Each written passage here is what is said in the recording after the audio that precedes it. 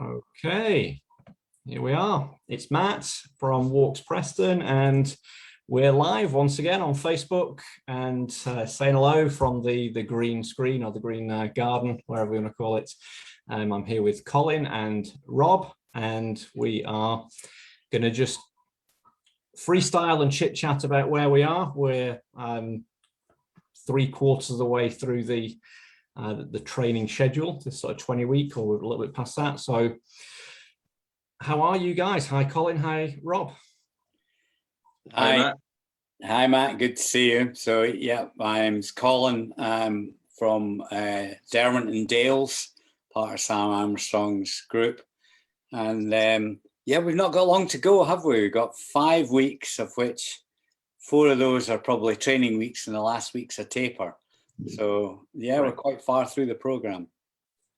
So you've been your coach for Derwent and Dales. You've also been traveling around the country on holiday, but you're very multidisciplined, let's say, on different activities. And yeah, what's been going on the last few weeks, and how you've been managing with yourself and you guys over in Derbyshire? Yeah, not too bad. The training, personally, been speaking, I'm doing the 16-mile. It's been going reasonably well. Last week was one of our big weeks, so where we're trying to fit in a longer distance. So we're at the 12-mile stage as our long walk, which is, 4 to 5 hours of walking. So that's quite tough, but it stretches you in terms of, how well you're doing with your prep before you even get out for the walk. Have I had a good breakfast? Did I have a good carb load? Pasta dish the night before? How's my hydration working? I'm eating enough energy bars during the walk, so I feel as good at the end as I do at the beginning.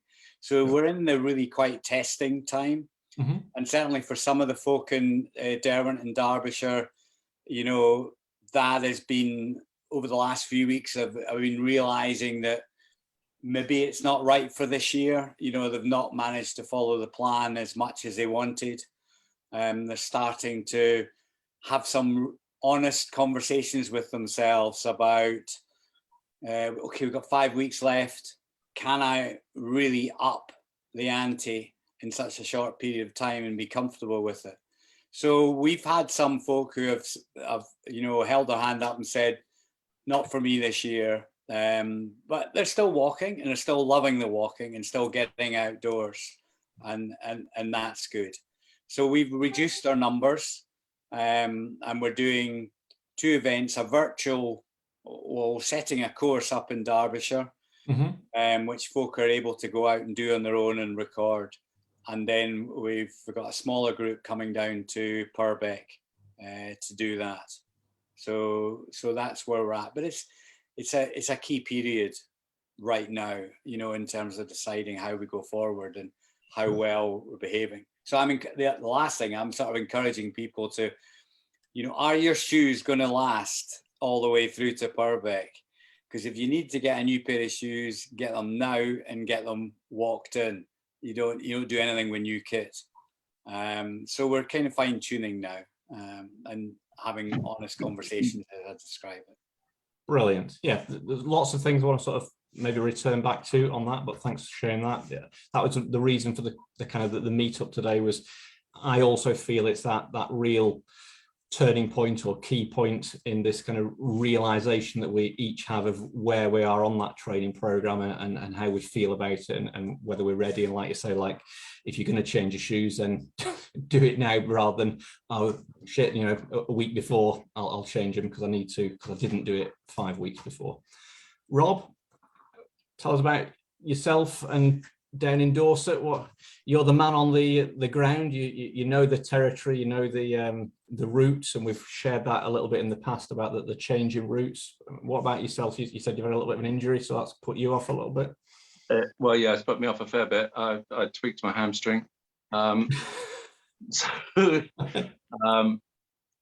I've been hobbling around, sort of tracking a little bit, but I can walk now. But you just got to look after yourself and not push through. It's very tempting to just keep keep pushing when you signed up and you committed, is that sunk cost fallacy where you put so much work and effort into it, and it's the balance of just being. I know quite a few people I worked with in the past where they've carried on and they've injured themselves, and they really have. So it's like Colin says, it's an honest conversation with yourself, and that's quite hard to do sometimes. But yeah, I'm not. I've tweaked my hamstring, but everybody else is doing all right. It's going well. I think most people are signed up to the 16. Okay. And that route stays the same towards the end, where the 27 is definitely harder at the end of the route. You go climbing back up North Hill, Swanage, and then back down the coast. So it's a harder finish on the 27 mile. So yeah, I mean, if you're on track on your training, stay on it, because I'd say the route's harder towards the end.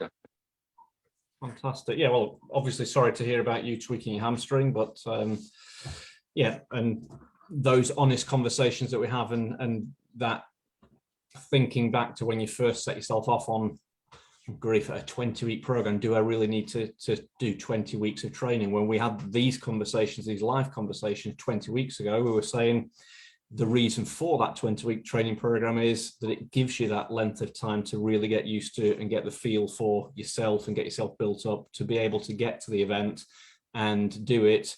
And like you were saying before, Colin, get to the end of your training walk or that distance challenge walk where you're feeling as reasonably as good as you were at the start. You are prepared for that. And if you had an injury or something's been tweaked, or your footwear's not right, or you're not yet dialed in with your nutrition. So if you're doing your training walks and you're getting on a 20k walk and you're kind of dropping off halfway with your energy levels, there's kind of those things that you need to be prepared to discuss yourself or with your coach. If you are doing 20k, you're not managing it and feeling great at the end, but you'd set your sights on doing the 40k or the 40k plus, which is 27 miler, then are you in the right place? And it being totally fine to downgrade from the 27 to the 16, or the 16 to not doing the challenge event this year, and maybe just going down there and doing some of the walks. We're in our local area, we're quite a large group of people who'd kind of got involved in the training program. Not all of them were fully committed from the start in getting involved to do the event itself. They said, well, we like the walking, we like the group, we'll do the training, we'll get fitter, and halfway through we'll say make a decision whether we do one or the other. Some of whom we're definitely not going to be coming to Purbeck, but we're in the process of designing a challenge route locally, like a virtual route. So we have a couple of them who are not going to the Purbeck Festival who will do the virtual, who are interested in doing the 27 miler, and then a number of others who are interested in the 16. So I'm trying to sort of conceive a route that is not too many circles, that when you've done the 4th circle you are bored to tears of going to do the 5th circle, but allowing a combination of terrain and route that allows our regular walkers to come in for a couple of kilometers, the 16 milers to do a couple of loops but not get bored by doing too many, and the 27 milers walk with them but then go off maybe on offshoots and kind of come back. So during the whole session, a number of people should be able to, at different times, maybe just meet up or kind of get a little bit of energy and motivation, or even just someone cheering them on. I'd like to be able to find or create that route that helps that. But we also have another number of other people are coming down. So this is the first year for Preston's group to be coming to the festival. So I'm really excited for that.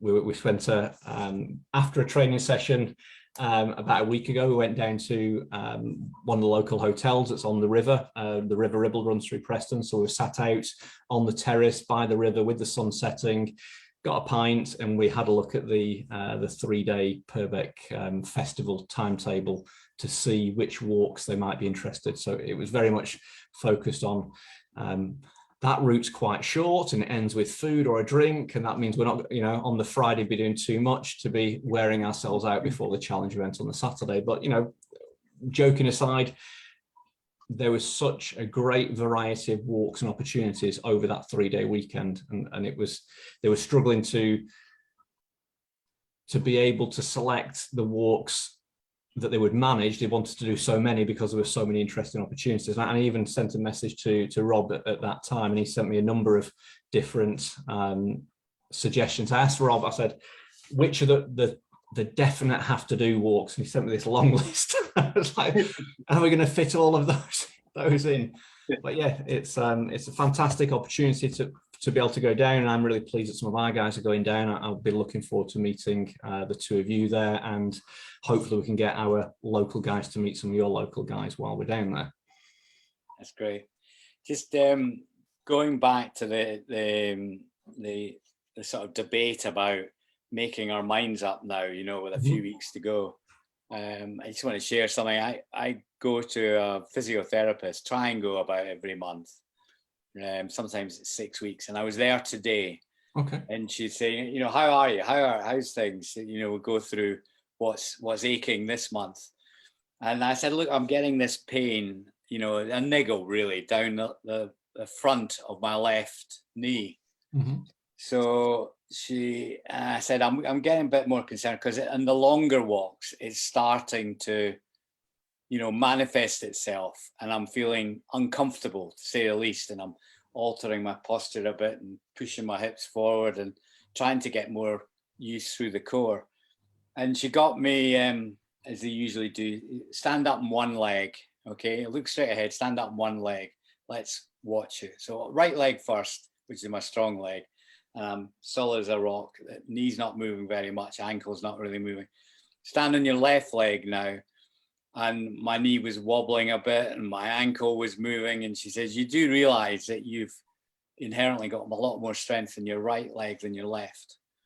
And in shorter walks, it's not really going to show through, but now it's starting to show.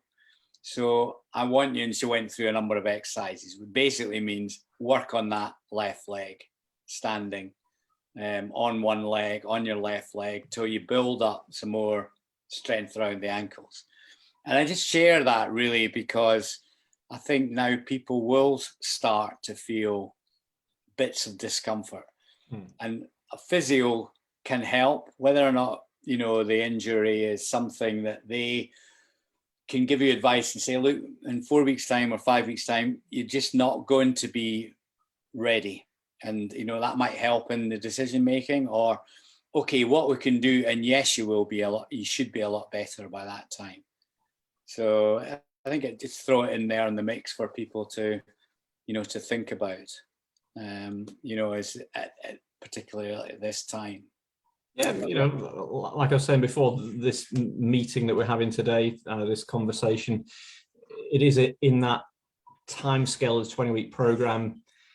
We are at that distance where we're what I like about the fact that my guys, that they're coming on this walk and that they're willing to come out on, even on, you know, they walk several times a week, then come out on the Sunday, and we start at 8 o'clock, this 32-kilometer one. I said to them, you know, I'd like to have a little bit of my day to spend with the family. If we're going to do 32 kilometers and we're going to be slowing down during the distance, and we're doing, let's say, averaging 5 kilometers an hour, but if we have breaks, that might slow it down. You do the math on that, and it's 32 divided by, and you kind of work it out. We're going to be 5, 6, 7 hours, and you've got to start then saying, right, well, we're going to need to start at 4 o'clock. And they were then like, what? No, we're not starting at that time. But you start to then make that realization, both mentally, mathematically, emotionally, physically, mentally, about really what it means. And when a lot of our group are really conditioned very well to meeting up for that hour and a half long walk, where we're doing 5, 7K, they can bash those out and they come 3, 4, 5, 6 times a week. As we do the 20K, at the end of a week where you've done a couple of those 5, 6K walks, and then you do the 20K, they can still do it. Yeah. And that's great. And the realization for us as a group is we can then start over the next year developing some of our regular monthly walks that will be that longer distance that previously we wouldn't have put on the calendar. But we make the decision about, will that be a 5 kilometre an hour or 4 kilometre an hour or 6 kilometre an hour walk, or maybe parts of that session at that pace. And the guys that are doing the training, that some are doing the 16 miler, some are doing the 27 miler. When we do the hour long Wednesday and Friday evening training sessions, we can do 10, 20, 30 minutes during that session where we're really pushing ourselves, really that's that pace 3, getting up to 6 to 7 kilometers an hour, but you can't maintain that consistently.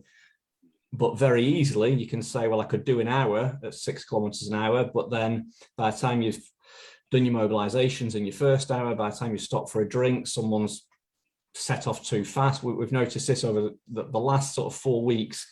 If we've set off a little bit too fast, a couple of them have, because we're getting to that longer distance and you're not fully aware because your history is doing the 5 kilometer, 6 kilometer walks, you then set off fast and you then get a little bit of, that kind of shin splint sort of pain up the front of the shin, or you get a little bit of tightness in your calf because you might not fully have the mobility. But like you said before, Colin, you see your physio, what's the issue? If you're regularly doing the 5K, your body doesn't recognize that it's going to be an issue. It's when you set off faster than normal, or you're doing that longer distance. Once you get half to 3/4 of the way into that longer distance, then you start to notice those little niggles and maybe the difference in the leg strength on one side to the other. And that's where you need to then start doing that little bit of extra work and the awareness of that. Yeah, it's one of the hardest things to learn, isn't it? Pacing. And I guess that's our job, really, when we're taking a group out, is to, with friendly advice and encouragement, encourage them to slow down, slow down as a group for the first hour. And then we pick up the pace a bit more as we're really warmed up. And then, if you can get even faster for the last bit, then that's great. But starting off fast is a common error. And it's not surprising, because if you've had a really good breakfast and you've, eaten well the night before and you're well hydrated, you're fired up and ready to go. And, you're walking it. I've never felt so good. I walk so fast, at the beginning. But as you say, that punishment. Even that point there, you need to go through a little bit of that realization of of experiencing that, because if you didn't, you might get to the challenge event and feel like you've done the 20 weeks of training, you've never had any issues, and then on the day you're fired up and you set off and you go, oh, where's this coming from? I think there's an element of, if you've experienced a little bit of that, you might have thought about it, reflected on it, gone and seen someone for some soft tissue massage. If there's anything else, do some mobilizations or strength work, then you're really starting to develop that more global awareness of going on further and further. And we had a conversation about doing those 100-kilometer type distances, and that just seems for me and for most people, way out of my league and impossible. But when I had the conversation with Dave, he actually behind the scenes had 10 years experience of building up to that. And this is where we're at. We're now with the 16 mile and 27 miler. A lot of our guys are comfortable doing the 5-6K several times a week. They've done the 10K events, Grassmere Gallop and other types of things like that. And we're moving up to that 16, 27 type distance. That's nothing like 100, but you're in that zone of testing yourself, challenging yourself, learning about yourself. And it doesn't matter this year if you've set your sights on the 27, but you step it down to the 16. Yeah. And if you're on the 16 and you don't feel you're fully right, it's okay to say, I've done all the training, I can almost get to that distance, but I'm not going to push myself on the challenge or attempt it. And it be no shame in that at all. Yeah. So I think the thing that you're sort of alluding to as well is that it's good practice at the moment to work on drinking, hydration, and how frequently should I be drinking during, these walks? How much should I be drinking per hour, and how frequently? And I try and encourage folk to sort of say, look, every 15 minutes, just take, a couple of sips, 3 sips, 4 sips. You may not feel that you're thirsty, but you're preempting your body going, becoming too dehydrated by just topping it up. And you're drinking just a little and frequently. So I have a buzzer on this particular watch. It goes off every 15 minutes and I just reach my bottle and take a few gulps. And, you know, if you're going through 400 ml to maybe 500 ml, you know, which is quite a lot in an hour, then you're going to be well hydrated. You're going to know because you're going to want to stop at one of the toilet stops, potentially. But hydration is so important in keeping ourselves alert and feeling okay. And then I also encourage people to eat a bar, one of these sort of naked bars, or eat natural bars, a minimum of 1 per hour, even though you're not hungry. And again, what that's doing is it's just topping up your fuel tank of energy. Be interested in Rob's experience here as well, but I've found getting that drink, getting that eating, which you, as you say, on a 5K walk or an hour walk, you don't need any of that really. But as you're pushing hour after hour after hour, you need to start from the get-go, you know, from that first hour. If you're waiting till you're thirsty, it's too late. If you're waiting till you're hungry, it's too late, you know, because the body takes time to process, convert it into usable energy. So. Rob, what experience or thoughts on that? Yeah, I'd say both you guys are more experienced of events like that, but I've done a long distance bike ride, and I did crash and burn. If you need to eat probably before, well, not probably, and drink before you feel hungry. And your pre sort of food, it needs to be easy digestible, so you're not, you know, wasting energy digesting it. So I don't know, banana pancake or something. Well, I wouldn't start eating something you don't normally eat. A bit like your stews. I wouldn't start mucking around just before the event. But yeah, just keep hydrated. I mean, you can get away. When I go out surfing, I can't drink out in the water, but your energy does dive off real quick. So staying hydrated and eating is just going to keep your energy up, because you're going to be out there for a while. And you know, it's not super hilly, but it is hilly, and it's not an easy walk. But it is a nice one. And if you've got friends or members of your group that are coming down and have injured themselves, there's a ton of walks that are partly on the route, so they'll be able to cheer the group on. Yeah, great. So you know, you can still be part of the team and cheer them on. Yeah, and there are some really gorgeous. That's why the list was so long. There are some gorgeous walks done. Yeah, so yeah, basically, I would do what Colin's saying there. Just keep hydrated, really. Mm-hmm. I'm assuming none of you guys have overhydrated, where you drunk so much water. Has that ever happened to you? I've really looked forward to having a comfort break at the end of a 100-mile cycle ride, but I had drunk 8 bottles of energy-induced liquid to keep me going, you know, as part of some of the triathlon training we were doing. So that was probably the closest, but not overhydrated. It's quite difficult to overhydrate if you're exercising very actively. Right. If you're you know, sitting around a sofa and you're throwing lots of water down, then you're not really, it's not coming out of your body enough.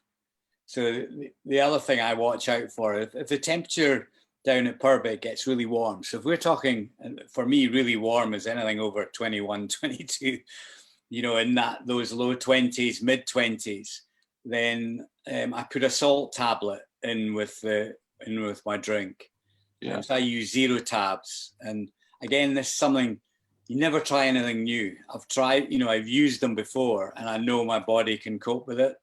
So the salts go into the drink and I'll have fruit cordial, usually summer fruits or something, and water, and a 0 tab whenever it's hot, because I'm perspiring, whether I like it or not, so much. I'm losing so much water. I need to get hydrated and get salts back in. But the other thing I really liked about what you were saying was don't try anything new. So it is pretty key that, you know, if I'm mentioning, you know, and there are other brands available. I'm mentioning naked bars, you know, and if you've not tried them, try them now, because it might not work for you in terms of it makes your stomach feel uncomfortable.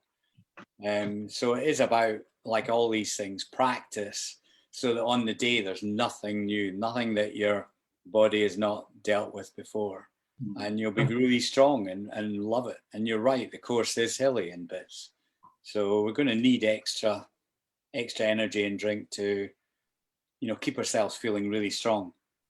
Yeah, you know, and again, we're kind of 5 weeks away from the event. We've got still a number of the weekly longer distance walks, and whilst we taper down in that last week, it's almost, this is the taper point for the 5 weeks down to not be changing anything. You know, it's a case of, I tried once to use these gel sachets on one of the events, and I took 4 or 5 of them during the race, but then it completely ate my stomach, and I felt terrible stomach cramps and all sorts of things with those. So I don't advocate those, but some people do. I would now I'd have a real solid porridge before, first thing when I get up. I might have a banana pre-start of the race.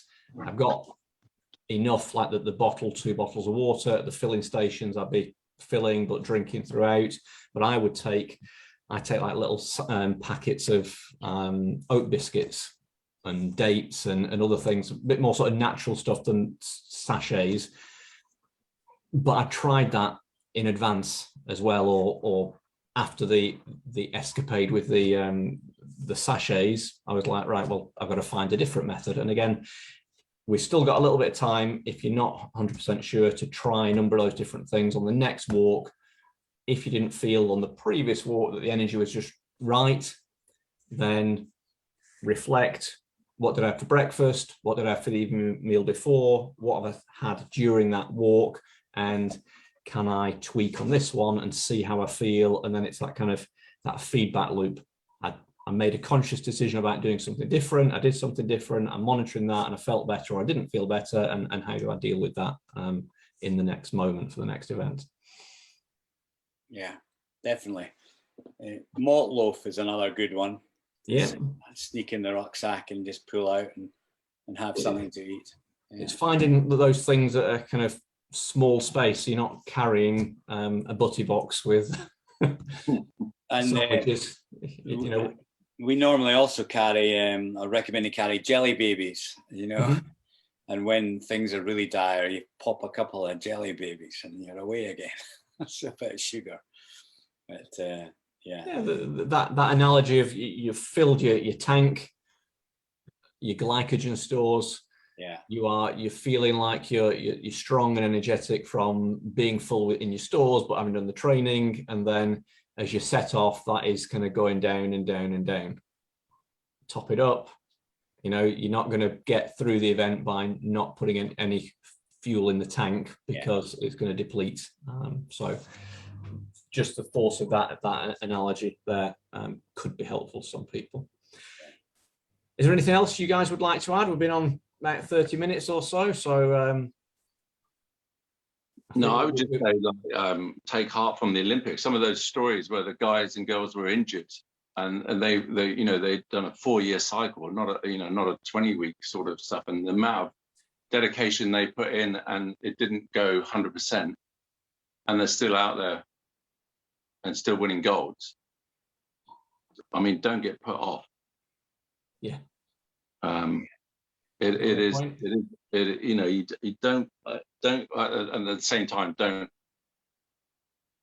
go. You got to work out what's a little tweak you can get away with, and something that you can't get away with, that you're gonna hurt yourself. So it's having that conversation, but it doesn't have, your training doesn't have to be perfect. That's what I would say. Brilliant. Yeah. Because mine's been far from perfect. So yeah, the boys having the honest conversation. Yeah, it's well a done. way to finish, isn't it? You know, and I think it's because there's many more years ahead, you know, and you can always drop down, and it's, you know, get down to Purbeck anyway, because as Rob's saying, it's absolutely stunning walking. and it would be a shame to miss it. You know, being there and enjoying the walk. But it doesn't have to be the 16 mile or 26 mile. You know, if you're feeling not 100% and you know that there's a risk. Yeah. Good. And for those who are sticking with their events, 16 or 27, and bring it on. You know, that's it. Brilliant. You've done your training. You've still got more time. If you have any questions of me or Colin or Rob or anyone else local to you or nationally, then just ask, you know, we'll do our best to answer it individually, collectively. And we'll look forward to seeing you down at Purbeck on the weekend of the 17th, 18th, 19th of September, which isn't too far away now. It's just a month away, a bit more than that, 5 weeks. And those who are doing the virtual events, then also good luck with that. We'll see if we can come back to you again before Purbeck. I'm sure we'll think up more things to say, but if you have any questions, then come back to us and we will aim to answer them. Thank you, Colin. Thank you, Rob. Cheers, enjoy your weekends, and we will see you again soon. All right. All the best. See you, Colin. See you, Matt. Thank you. Bye.